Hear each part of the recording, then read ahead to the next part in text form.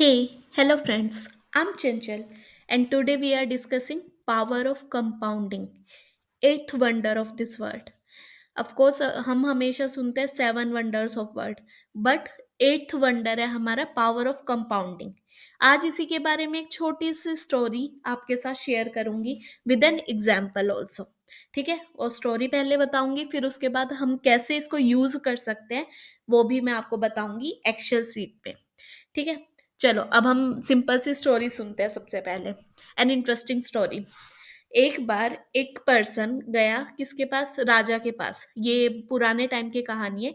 एक आदमी राजा के पास गया और बोला कि यानी मुझे आप एक प्लेट में राइस दो। मतलब उसने स्क्वायर्स बना रखे थे, चेस बोर्ड वाले 64 स्क्वायर सबको पता है। ठीक है, वो लेके गया कि आप यहाँ पे जितनी बार डालोगे वो डबल करते जाओगे। कंपाउंडिंग में यही होता है, पहले से डबल हो जाता है। ठीक है, कंपाउंडिंग में क्या होता है वो चीज मैं आपको फिर फर्दर और बताऊंगी। वन, सबसे पहले उसने एक राइस का यहाँ पे मैं एक सिंपल सा बॉक्स बना रही हूँ। ठीक है, सॉरी मेरी आप राइटिंग पे या इस पे ना जाते हुए बस समझ लेना कि मैं समझाना क्या चाहती हूँ। ठीक है, कॉन्सेप्ट पे फोकस करना rather than my handwriting as well as my diagram. I hope आपको मेरी चित्रकारी इतनी लुभावनी नहीं लगेगी बट लेट्स डू इट। ठीक है, अब मैंने ये क्या किया है, एक सिंपल सा चेस बोर्ड की तरीके से बनाया है। It's not a complete chessboard but it's just an try. ठीक है, यहाँ पर एक राइस का दाना रखा। राजा कहता है मैं इजीली इस चीज को कंप्लीट कर दूंगा।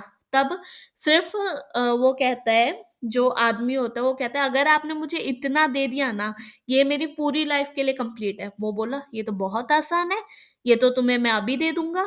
ठीक है, तब उसने रखना शुरू किया। सबसे पहले एक दाना यहाँ पे रखा, फिर एक का दुगना दो, डबल किया, वन मल्टीप्लाई टू।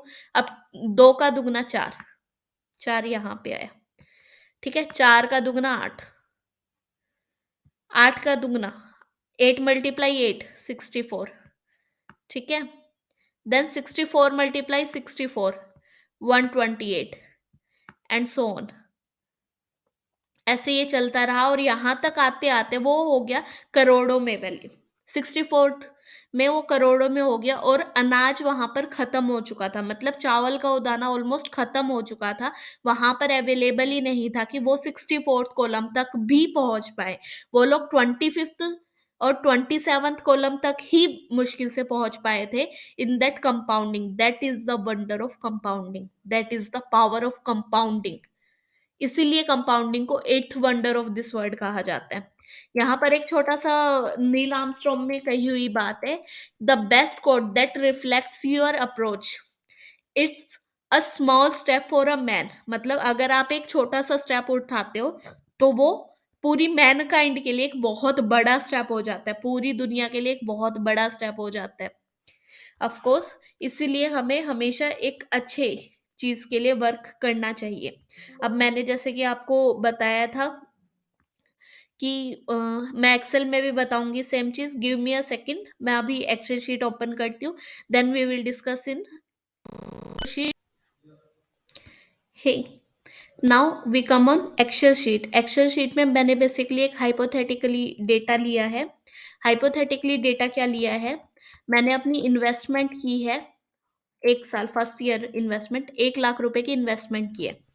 ठीक है, इन्वेस्टमेंट मैंने की है ऑन 1 Jan 2020। यहाँ पे मैं लिखती हूँ 1 Jan 2020। ठीक है, वो मैच्योर मेरा 8 साल के बाद होगा। 8 साल मतलब कि 2028 में।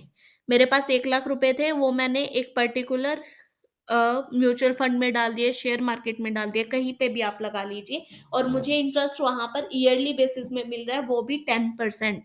10% जो मुझे इंटरेस्ट मिलेगा, वो 10% इंटरेस्ट मेरा कौन सा होगा, वो 10% इंटरेस्ट मेरा कंपाउंड इंटरेस्ट होगा। तो अब मुझे 8 साल बाद उसकी क्या निकालनी है, वैल्यू निकालनी है। ठीक है, तो उसकी वैल्यू निकालने का सिंपल सा फॉर्मूला है। हर एक की वैल्यू जब भी आपको फ्यूचर वैल्यू निकालनी हो तो सिंपल सा फॉर्मूला है, is equal to F B, future value. ठीक है, रेट कितना परसेंटेज है, 10% है यहाँ इस केस में हमारा, 10% इंटू एन पर, एन पर मतलब कि कितने ईयर का है, 8 ईयर्स का है, कोमा पीएमटी, पीएमटी यहाँ पे होता है कि हमारा बेसिकली कितने कोई हमारी हर साल डाल रहे हैं हम या फिर एक ही बार डाला है, तो हमने यहाँ पे सिर्फ एक बार डाला है, तो हम यहाँ पर कुछ नहीं जीरो लिखेंगे। ठीक है।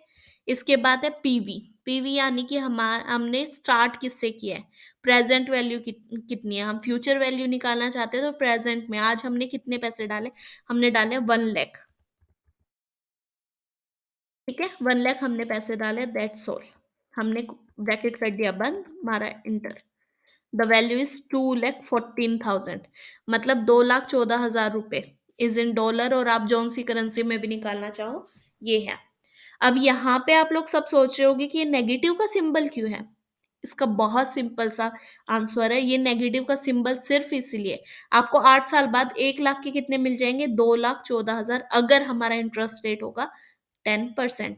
एफडी में अगर आप 5% लेके चलेंगे तो उस अकॉर्डिंग, जहां पे मैंने 10% डाला है, आप 5% निकाल के देख सकते हैं कि इन फ्यूचर आपकी वैल्यू कितनी होगी।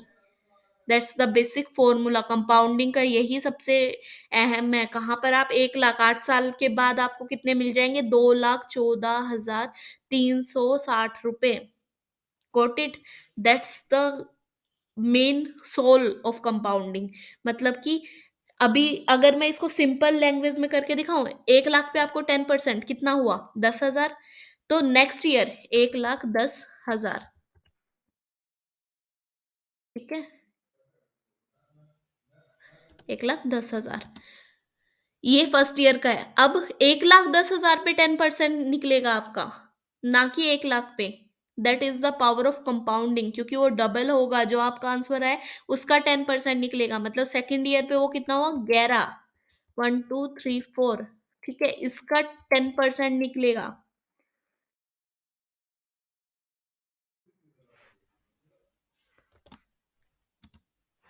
ठीक है, that's the basic power of compounding. I hope आप लोगों को समझ आया हो। अगर आपको वीडियो पसंद आई हो